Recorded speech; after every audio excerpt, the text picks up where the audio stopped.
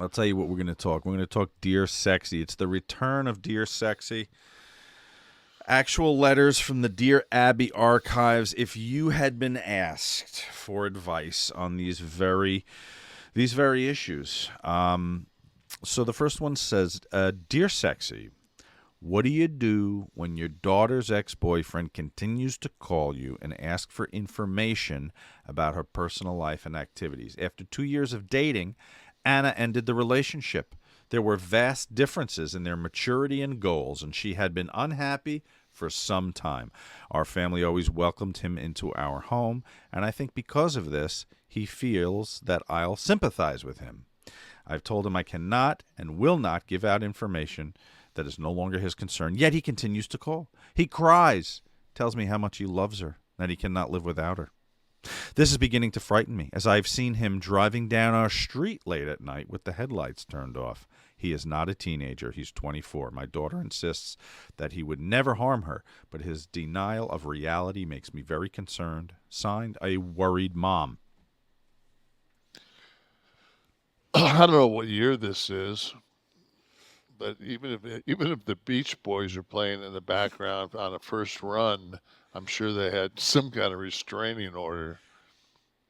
If you're 24 years old and you're crying to someone, no. And number two, is she a widow? She didn't have a husband. Where's Dad? You mean? Yeah. Where's how about Dad? fucking?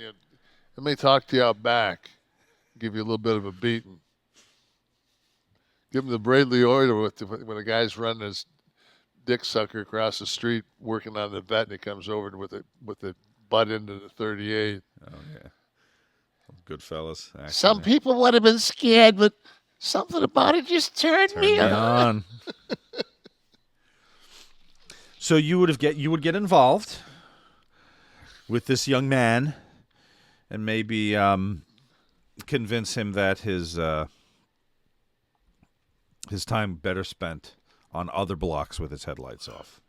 Or do the real fucking cold-blooded mom. Listen, Jimmy. Blow him.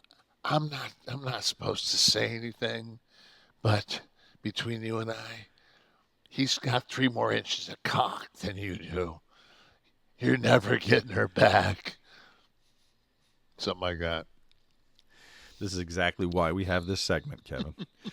Because that's not what Abby wrote. No. Dear Sexy, Dear Sexy, I need some advice on how to handle a sticky situation with my in-laws. My husband's father carries a concealed handgun in his pocket, and in addition to this, his wife carries one in her purse. My father-in-law is in his early 70s, and it was not until recently that I learned they carried these loaded weapons everywhere they go. This includes our home. We have a child under the age of 1. And I am so afraid that the gun may go off while my father-in-law is holding our child.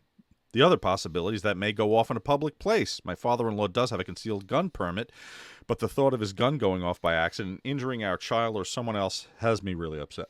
My husband says if it bothers me, I should say something to his father. How should I bring this up to the in-laws if my husband will not talk to his dad about this? I really do want to have a good relationship with my in-laws, but guns in my home or around my child at any time will not be tolerated. Please help. That's from Desperate in Dallas. Should have married a Democrat.